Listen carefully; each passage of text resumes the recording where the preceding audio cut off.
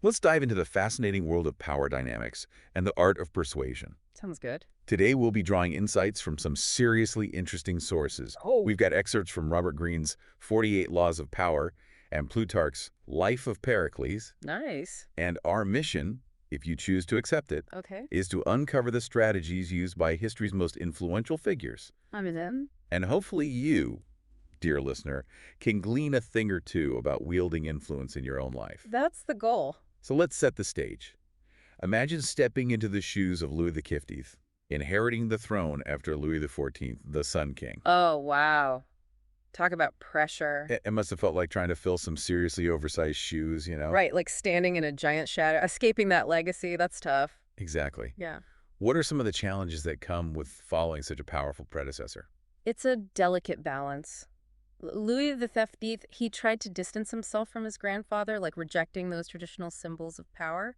But Right. ironically, it kind of mirrored what Louis XIV did when he built Versailles, to move away from the Louvre. Interesting. Both trying to be different, but ending up doing the same thing. So how do you learn from those who came before you without just repeating their mistakes? Sometimes you need a clean break, a symbolic gesture, like Alexander the Great. Oh, wait. He wanted to set himself apart from his father, Philip of Macedon, but he also wanted to conquer Persia, something Philip had failed to do. And there's that famous story about him cutting the Gordian knot, the super complex knot, right? Yeah. It symbolized conquering Asia. Instead of untangling it, he just sliced right through it. Exactly. A powerful statement like saying, I'm not following the old paths, I'll find my own way. It's about forging your own path. I love that. Inspiration from the past, sure, but ultimately making it your own. So true. But then sometimes it's also about recognizing the power of existing structures and using them to your advantage. Like instead of breaking away completely. Absolutely. Think about Louis XIV and Versailles. He rejected those traditional power symbols, but he replaced them with his own, even grander ones. Right.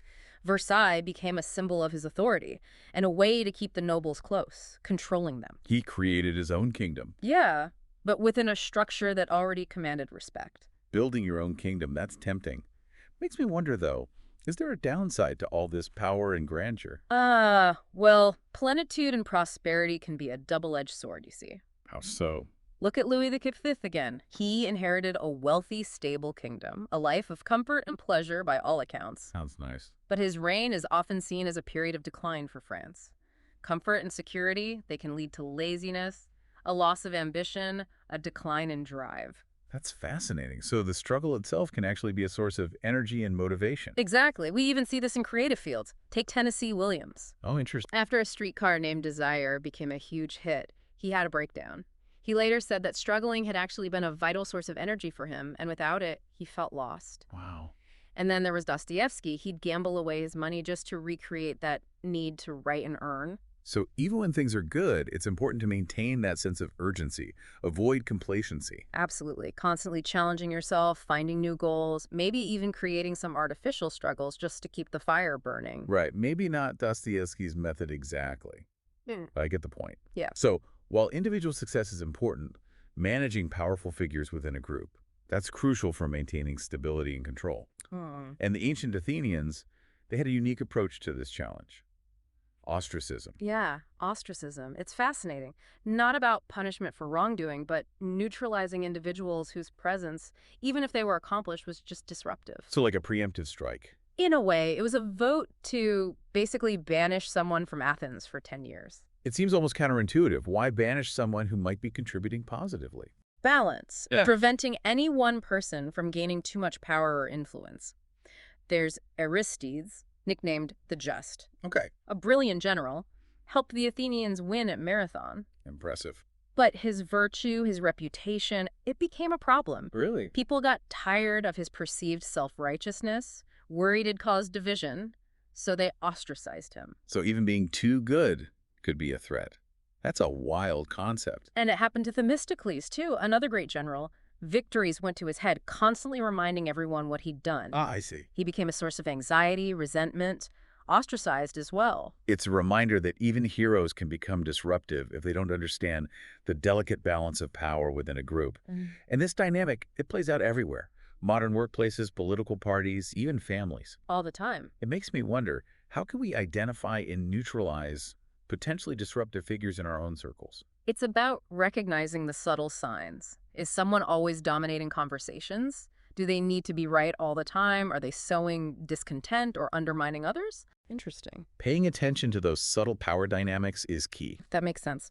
Now, shifting gears a bit, I'm curious about this idea of strategic isolation as a tool of manipulation. How does that work?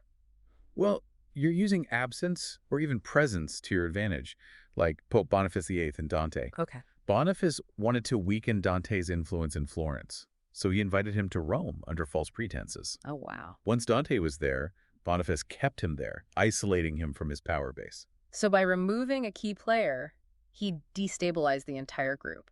Machiavellian. Indeed. Strategic absence can be a powerful weapon, but the opposite's true too.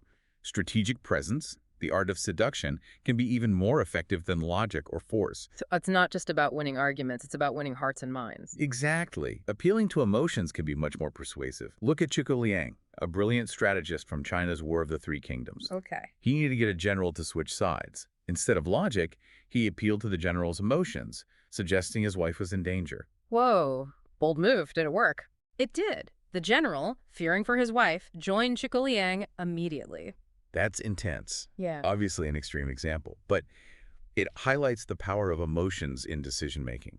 And this isn't just ancient history either. Right. Mao Zedong, leader of the Communist Revolution in China, he used language and imagery that really connected with people's fears and anxieties, Yeah. creating that shared sense of urgency and purpose. Powerful stuff. So manipulating emotions, whether for good or bad, can be very effective. But how can we use this knowledge ethically? It feels, well, a bit manipulative. Persuasion itself isn't inherently manipulative. It's about understanding your audience, tailoring your message to resonate with their needs and desires, finding that common ground, building rapport, presenting ideas in a way that connects emotionally. So understanding individual psychology. Absolutely. The mistake is focusing on yourself instead of understanding the other person, showing genuine interest in someone's passions, a flower they love, a certain type of music. Right. You're demonstrating you see them as an individual. That reminds me of Robert Greene's keyhole concept from the 48 Laws of Power. Yes. The keyhole, the metaphorical point of access to someone's will, persuading without force, finding that key to unlock their desires and motivations. I like that. And one powerful way to do this is through what we call mirror effects. Mirror effects. Okay, now I'm really intrigued. What are those? Think about how unsettling looking in a mirror can be. Yeah. We often see what we want to see, not reality. Right. And when we do see ourselves clearly, it can be jarring. Well, mirror effects and persuasion, they use this to their advantage. Okay. By mirroring someone's actions, you can create unease or disarm them by reflecting their desires right back at them. So like creating a psychological mirror to influence behavior. You got it. That's fascinating. Tell me more about these different mirror effects. Well, we've got four main types. Let's start with a neutralizing effect. Imagine someone trying to take advantage of you. Okay. You can neutralize their aggression by mirroring their tactics, throwing them off balance. So if they're being unreasonable, you hit them with an equally absurd claim. Exactly. There's this great fable from Pilpay. Okay. A merchant is trying to trick his friend into believing a rat ate 100 tons of iron. Of course, the friend's skeptical, but he plays along. All right, I'm hooked. What happens next? The merchant then kidnaps his friend's son, and when the friend confronts him, distraught, the merchant claims he saw an owl flying off with a child in its talons. An owl carrying off a child? Come on, that's ridiculous. Of course, but that was the whole point. When the friend protests, saying an owl couldn't possibly carry a child, the merchant reminds him about that iron-eating rat. He used his own logic against him. That's clever. It is. The friend realized how absurd his own claim was, and he backed down. That's the neutralizing effect in action, disarming someone who's trying to manipulate you. That's a good one to have in your back pocket. What about the other mirror effects? Well, there's the shadow, the moral effect, and the seducer's mirror. The shadow, it involves subtly mimicking someone's behavior to build rapport, trust, taps into that desire to be liked and accepted. So if they lean forward, you lean forward. Exactly. It can be that subtle. When someone mirrors us, it creates a subconscious connection. Then there's the moral effect, which is basically giving people a taste of their own medicine. Ooh, I like the sound of that one. It can be a powerful way to teach a lesson without direct confrontation. How so? You're mirroring their behavior, but in a way that makes them realize the negative consequences of their own actions. Holding up a mirror to their bad behavior, letting them see how it feels. Exactly. Ivan the Terrible. He was a master of the moral effect. When Right. he was young, the boyars, the Russian nobility, they constantly mocked him, undermined him, made him feel powerless. Oh, wow. So when he came to power, he decided to give them a taste of their own medicine. I bet he did. What did he do? He appointed a figurehead czar, Simeon Bekbalatovich, dressed him up like Ivan, had him act like Ivan, but with no real power. Mirroring the position they'd put him in. Exactly. Humiliated the boyars. They begged Ivan to come back, which he did, with a renewed sense of power. The moral effect. It can be used to teach someone a lesson and regain control. That's an incredible story. Yeah. Okay, what about that last one, the seducer's mirror? The seducer's mirror. It's all about reflecting back someone's desires, ideals, to make them feel admired and understood. Okay. It can be manipulative, but also used positively. The key is to be genuine in your admiration. I can see how powerful that would be. Do you have an example of that one in action? Think of Alcibiades, an Yeah. Athenian statesman in general, Okay. known for his charm and charisma, his secret. He adapted to the people he wanted to win over, mirroring their values, their desires, making them feel like he was one of them. So he was like a chameleon, changing his personality to fit this situation. In a way, yes. He understood that people are drawn to those who make them feel good about themselves. That's smart. He used the seducer's mirror to connect, build trust. Pretty slick. Yeah. And this isn't just ancient Greece stuff. We see it all the time. Right? All the time.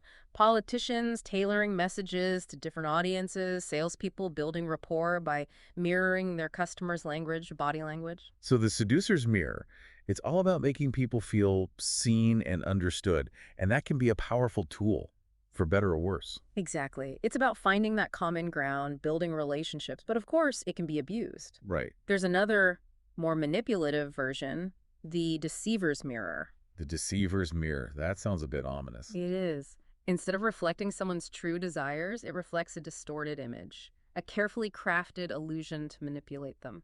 So you're creating a fake reality to lure them in. Exactly. Think about Yellow Kid Wilde, the con artist. Oh, I've heard of him. Didn't he create a fake bank or something? He did. Rented an old bank building, made it a convincing replica, actors as employees, fake transactions, the whole 9 yards. Wow. He built a movie set to trick people. He did. Lured wealthy marks into this fake bank, promising incredible investments. And they fell for it. Blinded by greed and the illusion of legitimacy, they handed over their money, no hesitation. And then, poof, he's gone with their savings. Classic. The deceiver's mirror, manipulating perceptions, exploiting weaknesses. Incredible, but also kind of scary. Shows how easily we can be fooled by a believable illusion. It highlights how important critical thinking is, and being wary of promises that are too good to be true. Always a good reminder. So we've got these different mirror effects, used positively or negatively. It's amazing how powerful they can be. It all comes down to awareness, so we can use them ethically and protect ourselves from those who might use them against us. Absolutely. Now let's shift gears and talk about self-creation and the role of the courtier. Sounds good. This is fascinating to me. It's like recognizing that personality isn't fixed. We can consciously shape our persona to project the image we want. Exactly. So it's crafting a public face that serves our ambitions. Is this necessary for everyone or more important for those in certain fields? It's definitely more critical in some fields like politics or entertainment, but the principles apply to everyone. Robert Greene, in the 48 Laws of Power, outlines some key laws of courtiership. Okay, lay it on me. What are those essential laws? First, self-observation. Being aware of how you come across to others. Knowing your strengths and weaknesses. Makes sense. You have to be your own critic. What else? Mastery of your emotions. Controlling your reactions, presenting a calm demeanor, even when things are tough. So keeping a cool head under pressure sounds hard. It can be. The courtier never reveals their true feelings. They're masters of disguise, feigning emotions to suit the situation. Wow, that's got to be exhausting. But I see the value. What's the third law? creating a compelling persona, crafting an image that's both memorable and appealing to your target audience. It's like building a personal brand, right? Exactly. And tailoring that brand to your specific environment, style of dress, interests, even the way you speak. It's almost like playing a role like an actor on stage. Yes. And you have to be convincing. The persona should feel authentic, even if it's a carefully constructed facade. Makes sense. What's next? discretion and selective honesty, knowing when to speak, when to be silent, understanding confidentiality, never revealing damaging secrets. So being trustworthy, knowing how to keep a secret. Yes, but it's also about selective honesty, using the truth strategically, revealing information at the right moment to gain an advantage. That's tricky. It is. And finally, grace under pressure. Okay. Never appearing flustered or overwhelmed, even in challenging situations. Maintaining composure, projecting confidence and control. So they're cool, calm, and collected even when everything's falling apart around them. Exactly. The courtier is a master of self-control, always in command. Those are some seriously valuable skills. But being the perfect courtier sounds like a lot of effort, a lot of self-discipline. It is, but the rewards can be significant. These skills can open doors to power and allow you to exert influence in subtle, effective ways. So it's not about brute force or blatant manipulation. It's about playing the game with finesse and elegance. Exactly. Building on this idea of creating a compelling persona, let's talk about the strategy of the crown. The strategy of the crown. That sounds regal. Tell me more. It's about projecting an aura of power and confidence, even if you don't initially feel it. Acting the part until it becomes reality. So like faking it till you make it? But it's more than just pretending, right? It is. It's about believing in your own greatness, even if others don't see it yet.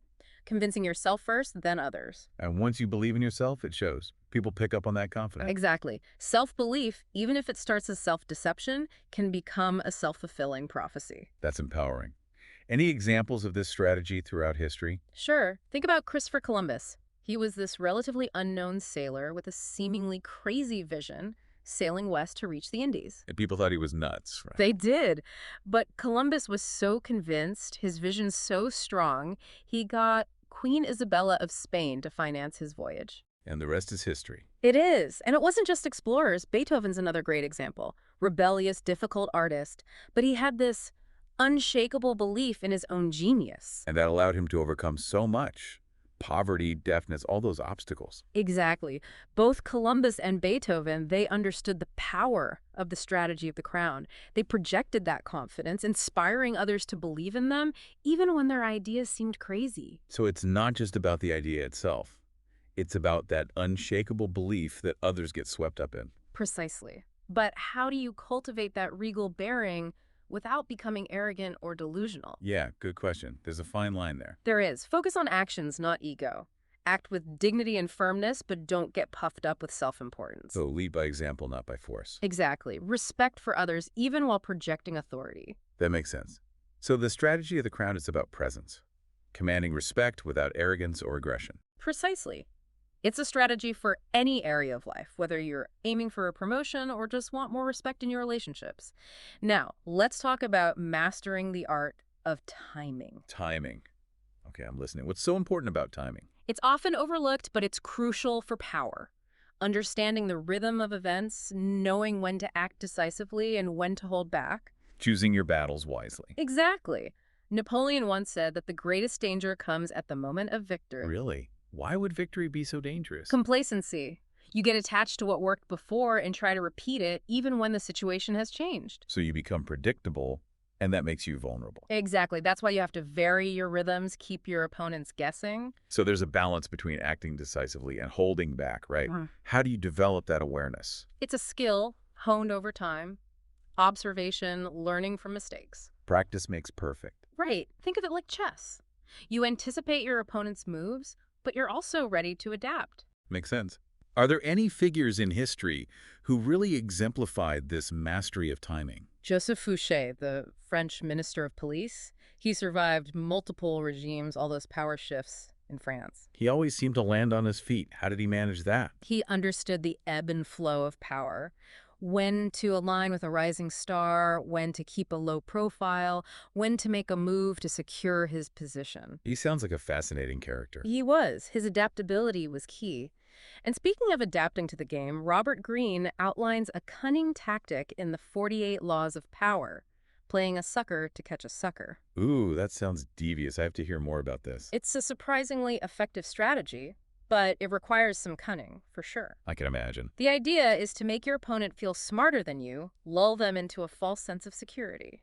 So you play dumb to outsmart them. That's bold. It is classic reverse psychology. People love to feel superior, feed that ego, they let their guard down. Oh yeah, I've met people who love to condescend and explain things like I'm a child. Exactly. And this law plays on that human weakness. Interesting. One of the best examples is Asbury Harpending and the diamond mine hoax of 1872. I've heard of that. Tell me more.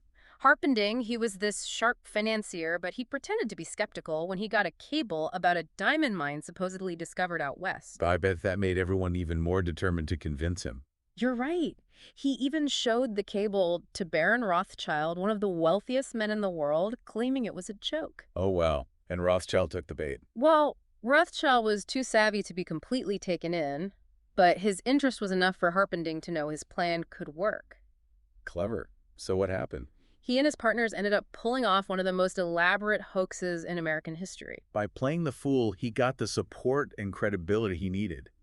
That's amazing. It's a classic example of how playing a sucker can work, especially against those who are blinded by their own sense of superiority. That's a good lesson. But isn't it dangerous to underestimate your opponent?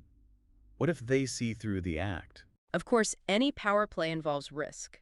That's where the art of deception comes in. To play the sucker, you have to be convincing. So it's not just pretending to be less intelligent. It's about really embodying that persona. Exactly. Choose your target carefully, too. Someone arrogant, overconfident, eager to prove how smart they are. So you're exploiting their ego. In a way, yes. But remember, this isn't about being cruel. It's about strategy, deception, to achieve a goal. I see. It can be ethical or unethical, depending on the situation and intention. Right. Negotiations, business deals, even personal relationships. Understand the psychology, play on their weaknesses. That's a fascinating insight. So playing a sucker isn't about being weak or foolish. It's a calculated move to gain an advantage. Exactly. Deception and manipulation to outmaneuver those who underestimate you. This has been an incredible exploration of power dynamics. We've learned so much, from dealing with the past to crafting personas, mastering timing, even using deception. And we're just getting started. There's much more to uncover in this world of power and persuasion. I'm ready to dive deeper. But before we continue, let's take a quick break. Sounds good. We'll be back in a moment to wrap up our exploration of these fascinating concepts. See you soon. Before the break, we were talking about timing and how important it is in this whole power dynamic thing. Right, and you mentioned that Napoleon thought the biggest danger comes after a victory.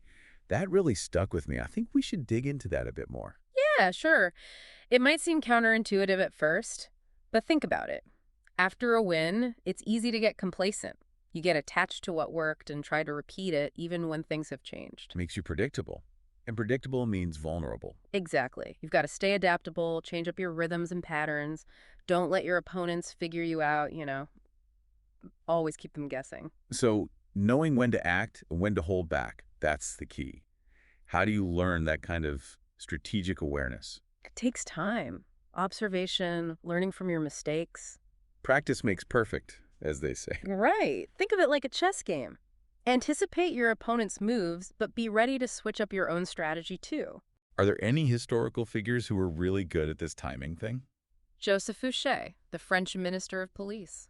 He survived all those regimes, all the power struggles in France. Yeah, he always seemed to land on his feet no matter who was in charge. How'd he do that? He understood how power works, how it shifts, knew when to support someone on the rise, when to lay low, and when to make a move to protect himself. All right. He was a master at reading the situation and adapting. Speaking of adapting, Robert Greene has this really interesting tactic in the 48 Laws of Power. Oh, what's that? It's called playing a sucker to catch a sucker. Sounds kind of sneaky. It can be pretty effective, but you gotta be clever. I bet. Basically, you make your opponent feel like they're smarter than you, make them overconfident. So you're pretending to be less intelligent to outsmart them. Yeah, kind of. It's like reverse psychology. People love to feel superior, play into that, and they lower their guard. I know the type. Yeah. Those people who love to explain everything like you're 5 years old. Right. This law takes advantage of that. One of the best examples is the story of Asbury Harpending and that diamond mine hoax back in 1872. Oh, yeah, I think I've heard of that one. Fill me in. Harpending was a really sharp financier, but he acted all skeptical when he got this telegram about a diamond mine they'd supposedly found out west. I bet that just made everyone want to convince him even more. Exactly. He even showed the telegram to Baron Rothschild, one of the richest guys in the world, saying it had to be a joke. No way. And Rothschild fell for it hook, line, and sinker. Not exactly. Rothschild was too smart to be totally tricked, but his interest was all Harpending needed to know his plan could work. Wow. So what did he do? Well, he and his partners pulled off this huge hoax, one of the most elaborate in American history. So by playing dumb, he got the support he needed. That's incredible. It shows you how effective playing a sucker can be, especially against people who think they're so much smarter than everyone else. That's a good lesson to remember. But isn't it risky to underestimate your opponent? What if they see through your act? Of course, there's always a risk. That's where the whole art of deception comes in. If you're going to play the sucker, you gotta be convincing. So it's more than just acting dumb. You have to really sell it. Exactly. And you have to pick the right person, too. Someone who's arrogant, overconfident, someone who loves to show off how smart they are. So you're basically using their ego against them. I guess you could say that. But this isn't about being mean. It's about strategy, using deception to get what you want. Okay, I see. So it can be ethical or not, depending on the situation and the person's intentions. Right. It works in negotiations, business deals, even relationships. The key is understanding the other person, knowing their weaknesses. This is really interesting. Playing a sucker isn't about being weak. It's a way to get ahead. Exactly.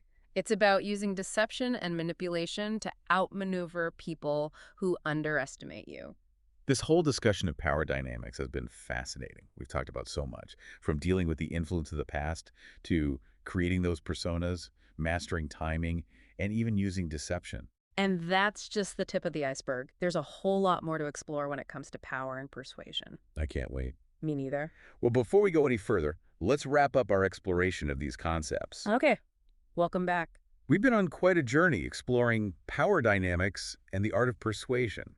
From historical figures to, well, master manipulators, you could say. It's been eye-opening. I'm seeing these power dynamics everywhere now. That's the first step, right? Awareness. Then you can start to navigate all this complexity effectively. Before we wrap up, I want to talk about one more thing from the 48 Laws of Power that really grabbed my attention.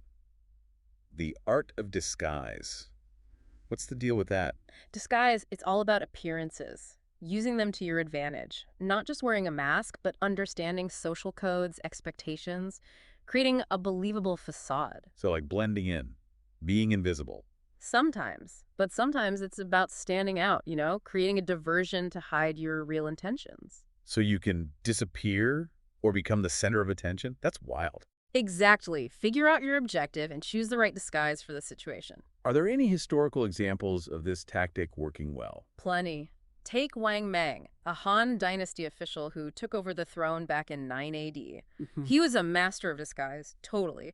Cultivated this image of being super pious and loyal to the Han Dynasty. Okay. Known for being humble, living simply, devoted to Confucian principles. So his persona was the opposite of what he really wanted. That's amazing. He played the part so well, nobody saw it coming. Then, bam, he seized power, started a new dynasty. He fooled everyone. Bold move. But wasn't it risky? What if people had figured him out? Every power play has risks. But Wang Mang, he shows how powerful a good disguise can be. So it's useful for people who want power. But what about those who already have it?